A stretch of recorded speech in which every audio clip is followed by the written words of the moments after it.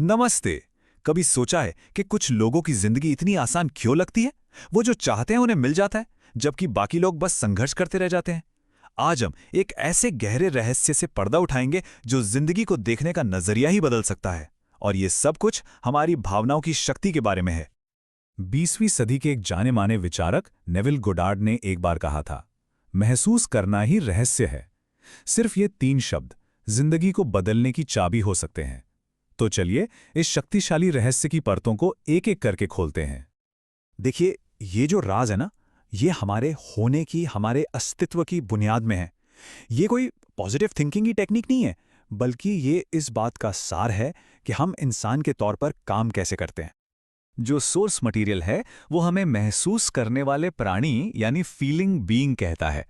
इसका मतलब क्या है? इसका मतलब है कि जन्म के पल से ही हम लगातार कुछ न कुछ महसूस कर रहे हैं।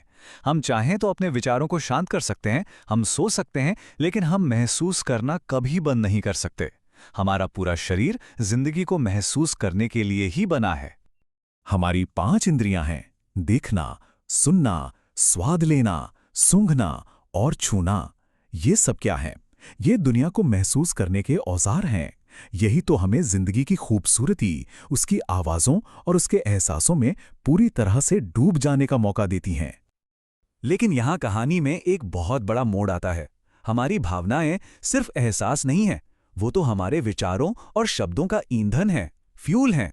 आइए समझते हैं कि ये शक्तिशाली जोड़ी काम कैसे करती है। ये बात शायद चौंकाने वाली लगे। हमारे विचारों और शब्दों में अपने आप में कोई शक्ति नहीं होती, जीरो। हम दिन भर में हजारों बातें सोच सकते हैं, लेकिन उनमें से ज्यादातर हवा में ही खो जाती हैं। क्योंकि असली ताकत हमारी भावनाओं में छिपी है। यही वो चीज है जो हमारे विचारों और शब्दों में जान डालती है, उन्हें एक रचनात्मक शक्ति देती है। हम जो महसूस करते हैं वही हमारी हकीकत बनता है। इसको ऐसे समझिए, मान लीजिए कि हमारे विचार और शब्द एक रॉकेट शिप की तरह हैं और हमारी भावनाएं उसका ईंधन। अब बताइए, बिना ईंधन के क्या रॉकेट कहीं जा सकता है? बिल्कुल नहीं। ठीक उसी तरह भावनाओं के बिना हमारे विचार और शब्द भी शक्तिहीन हैं। अब चूंकि भावनाएं इतनी शक्तिशाली हैं, तो ये समझना बहुत जरूरी है कि अच्छी और बुरी भावनाओं में क्या फर्क है, क्योंकि इनके नतीजे हमारी जिंदगी में जमीन आसमान का अंतर ला सकते हैं। सभी भावनाएं असल में एक स्पेक्ट्रम पर होती हैं। एक छोर पर प्यार, एहसानमंदी और खुशी जैसी पॉजिटिव भावनाएं हैं, और दूसरे छोर पर निराशा, गुस्सा और डर जैसी नेगेटिव भावनाएं। ये तुलना देखिए, सब कुछ साफ हो जाएगा।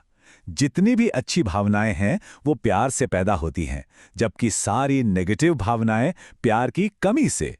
नियम बहुत सीधा है, जो देंगे वही वापस मिलेगा। प्यार देंगे तो प्यार मिलेगा, नेगेटिविटी देंगे तो और ज्यादा नेगेटिविटी ही वापस आएगी।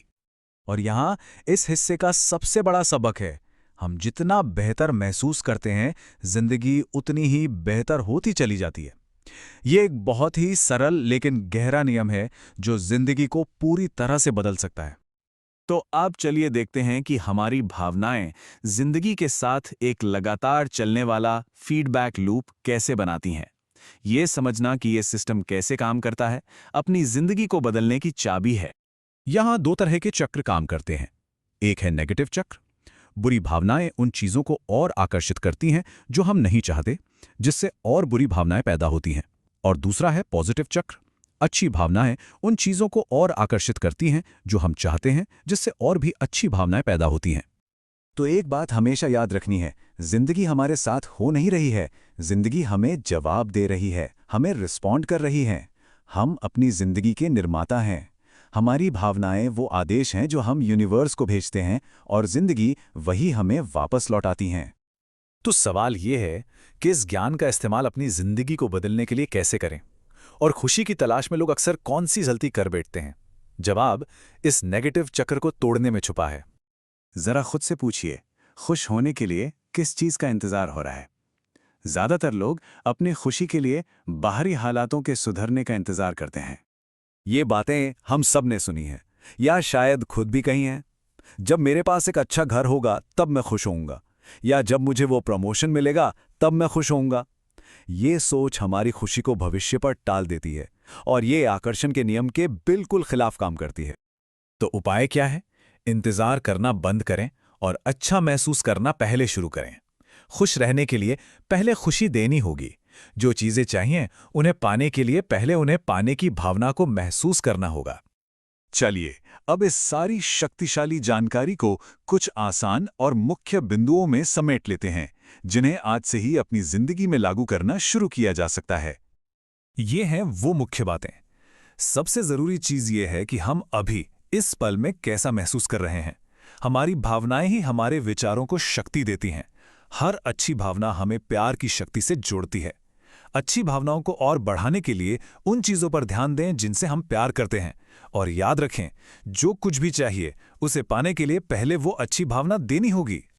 तो अंत में सारी बात आकर इस एक शक्तिशाली सवाल पर रुक जाती है। हम अभी इसी पल में कैसा महसूस करना चुनते हैं? हालात क्या हैं इससे फर्क नहीं पड़ता। फर्क इस बात से पड़ता है कि हमारी पसंद क्या है, क्योंकि आज की हमारी पसंद ही हमारे कल का निर्माण करेगी। Hi everyone, my name is Urvi and I am 10 years old. Welcome to our YouTube channel where we post fun learning videos, stories. I love exploring new places, trying creative things and sharing them with all of you. So don't forget to like, share and subscribe. Bye-bye.